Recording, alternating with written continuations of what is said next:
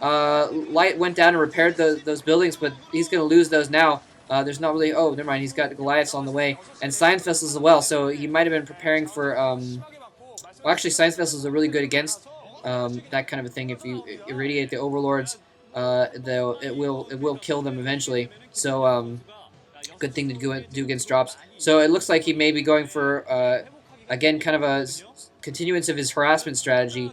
Maybe going in irradiating Overlords, or possibly using that Science Vessel to irradiate Overlords that are incoming on drops. I mean, obviously he's got them also for just detection and irradiating lurkers. I'm just pondering that maybe he has them for because of the drop strategy that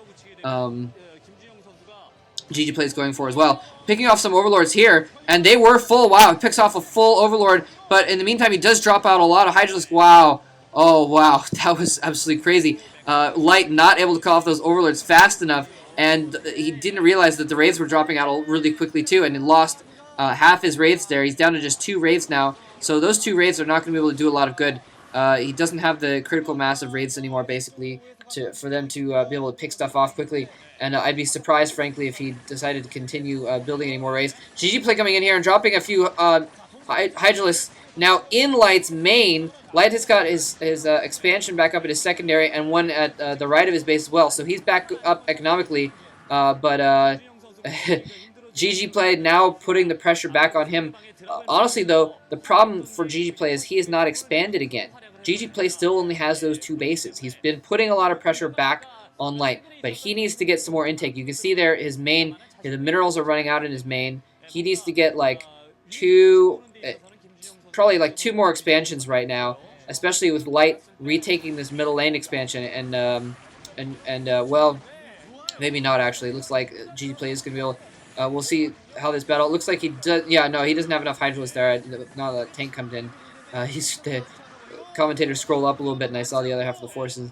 And looks like, yeah, Light is going to be able to take out, retake that expansion there, and GGPlay going in with those Scourges. He should have realized that, oh my gosh, Light now mining out the minerals. It looks like he's going to try just going for a ground push into GGPlay's main. This could be the end for GGPlay. There's nothing he can do to stop those SCVs right now. He does not have enough forces on the ground at the moment. He does not have the economy to put out enough forces right now. He only has a few hatcheries anyways.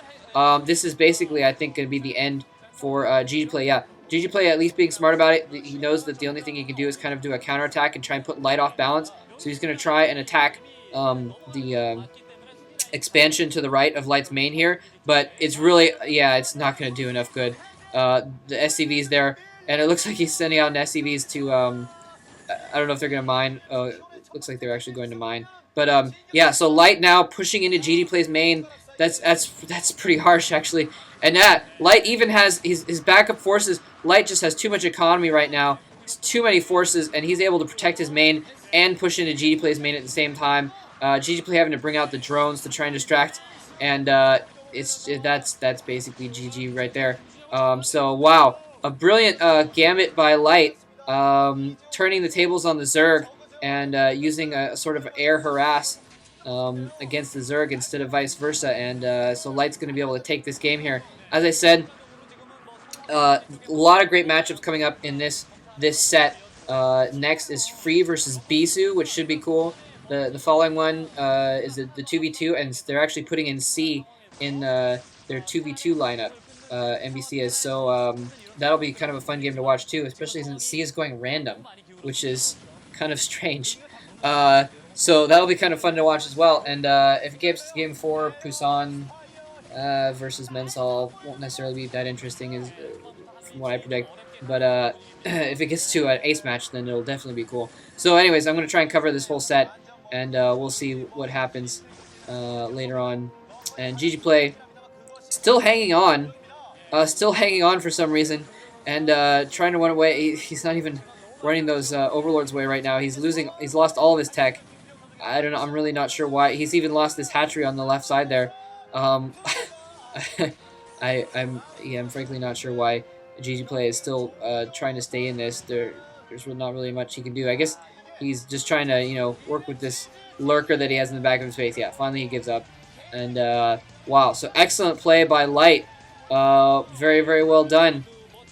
And GGPlay, I have to say, GGPlay responding pretty well to that ploy by Light, doing what he could, but in the end it wasn't enough. All right, thanks for listening.